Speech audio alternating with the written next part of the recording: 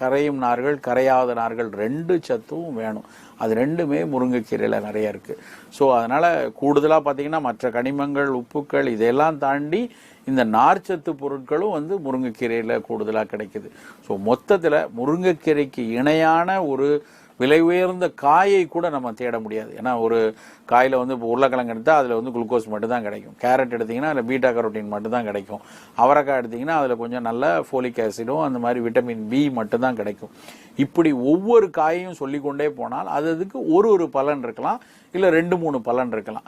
பல பலன்களை தன்னுள்ளே பொதிந்து ரொம்ப ஒரு சமர்த்தா இருக்கக்கூடிய ஒரு அலட்டி கொள்ளாத ஒரு விஷயமா இருக்கக்கூடியது முருங்கைக்கீரை மட்டும்தான். அதுக்கு பெரிய விலை கிடையாது. ஆனாலும் அது அவ்வளவு ஒரு நல்ல விஷயங்களை வந்து இந்த முருங்கைக்கீரை செய்யும். அதனால கண்டிப்பாக முருங்கைக்கீரையை வாரத்துக்கு 2 நாளோ 3 நாளோ நம்ம பயன்படுத்திட்டு தான் வரணும். ஆனால் இன்னொரு விஷயம்